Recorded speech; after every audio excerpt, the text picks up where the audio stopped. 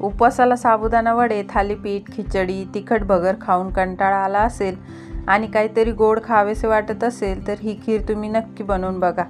खरंच सांगते तुम्हाला ही खीर खूप आवडेल. ही खीर इतकी झटपट होते ना, भूक लागली की 10 मिनिटात खीर तयार. चला तर मग बघूया साहित्य काय काय पाहिजे. पाववाटी साबुदाणे 2 तासासाठी भिजवून घेतले आहे. कट केलेले ड्रायफ्रूट्स 2 चम्मच, साखर 5 चमचे, तूप 2 चम्मच, दूध आवश्यकतेनुसार. मी इथे अर्धा लिटर दूध घेतले आहे. कढईत तूप टाकून घेऊ. त्यावर 1 मिनिटासाठी ड्रायफ्रूट परतून ताटात काढून घ्यायचे. ड्रायफ्रूट्स काढून झाले की उरलेल्या तुपात साबुदाणे घालून घ्यायचे. साबुदाणे अर्धा मिनिटांसाठी परतून त्यात दूध घालायचे आणि मिक्स करून एक उकळी काढायची.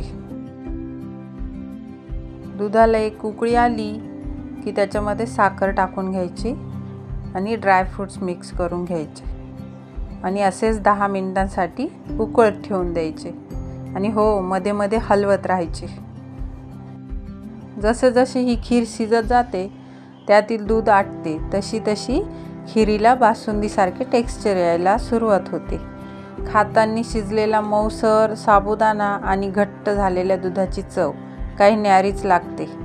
या खिरीची चव इतकी भन्नाट लागते की उपवासाला ही खीर कायम बनवावी असे वाटेल. तांदळाची खीर तर आपण कायमच खातो, पण अशा पद्धतीने साबुदाण्याची खीर तुम्ही एकदा करून बघा. वारंवार बनवत राहा. फक्त उपवासाच्या दिवशी नाही तर कधीही खीर खावीशी वाटली तर या खिरीची आठवण नक्की येईल. अशी ही खीर खूप मस्त लागते. एकदा ही खीर बनवून बघा आणि कमेंटमध्ये मला सांगा चवीला कशी होती. तुम्हाला ही खीर आवडेल याची मला खात्री आहेच. खरंच खूप भारी लागते. असे वाटते किती खाऊ आणि किती नाही. खीर आता छान घट्टसर बासुंदीसारखी तयार झाली आहे. साबुदाणा ट्रान्सपरंट दिसायला लागला की समजायचे खीर तयार आहे. ही खीर लहानांपासून मोठ्यांपर्यंत सर्वांना आवडेल अशी आहे. गरमागरम खाल्ली तर अजूनच भारी. उपवासाच्या दिवशी नक्की करून बघा.